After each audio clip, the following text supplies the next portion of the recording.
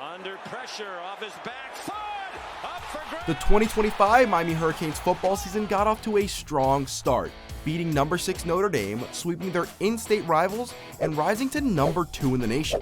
A home loss to Louisville was rough, but Miami bounced back and looked well positioned to earn a spot in the college football playoffs.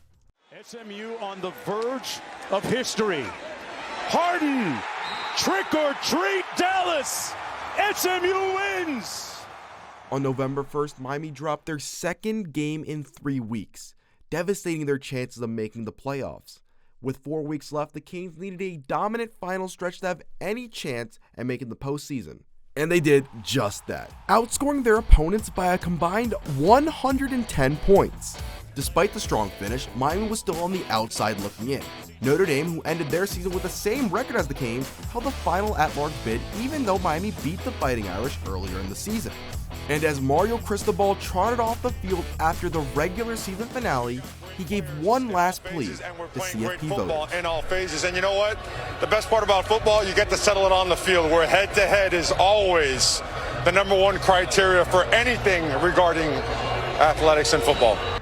When Selection Sunday rolled around, all Hurricanes fans could do was sit, wait, and hope as it came down to the final spot in the college football playoffs. It's going to be Miami or Notre Dame. So, number 10, and it is Miami. After barely scraping into the playoffs, the Canes would have to showcase resilience and toughness on the road.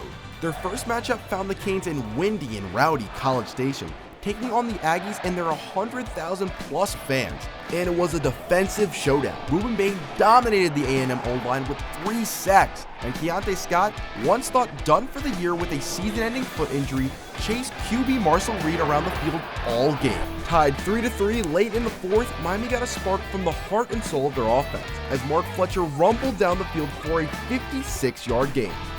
Then, to end the game, it was Miami's freshman superstars.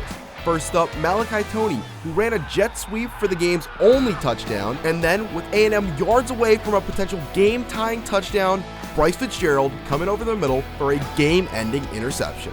Miami's reward for knocking off A&M? A Cotton Bowl matchup against the defending national champion Ohio State Buckeyes, and the Canes came out swinging. A 72-yard pick six by Keontae Scott made it 14-0 Miami, but the champs fought back. And in the waning moments of the fourth quarter, it was only a 3-point game. With the game on the line, Miami's drive started out as it usually does, led by Mark Fletcher, but it was capped off by an unlikely hero, running back Marty Brown, who hadn't even played in the playoffs up to that point. Offensive coordinator Shannon Dawson said Brown earned this moment for his work behind the scenes. He stayed the course, he stayed positive, he's the same guy every single day, and when his number was called, he won the game for us. But he's a hero, and he deserves to be the hero. Next up for the Canes, a trip to the Fiesta Bowl, where Miami has never won, and the site of one of the most controversial calls in the history of national championship games. As a flu outbreak tore through the team, it seemed like the Canes would once again lose in the Arizona desert.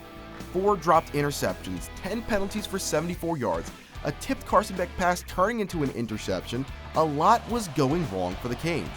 Ole Miss held a 3-point lead, and the Canes had 3 minutes left in the game to respond. Doubted all season long by Georgia fans and skeptics, Miami needed its big transfer quarterback Carson Beck to rise to the challenge and take them down the field to win the game. With the game on the line, Beck, who's not exactly known for his mobility, found the lane and punched it in for the game-winning score. Each week, this Hurricanes football team has showcased resilience in the face of adversity, a trait Beck has seen in championship teams he's been a part of going back to his time at Georgia. And that's shown in the way that we were able to bounce back from, that little mid-season bump in the road that we were able to face, and even adversity that you face in games, right? Maybe it's we have a turnover on offense and the defense is able to come out and come get a stop. Like that's facing adversity in the middle of a game. Or maybe the defense gives up a score and we come out and respond to drive after that. That's an example of adversity in the middle of a game. So again, this team has done so well at that throughout this whole entire season. Now in the championship game, the Hurricanes face their toughest challenge of the season, the undefeated Indiana Hoosiers.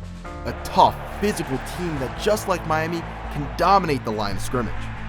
At quarterback, Fernando Mendoza, the Heisman-winning marksman who through the playoffs has more touchdown passes than incompletions.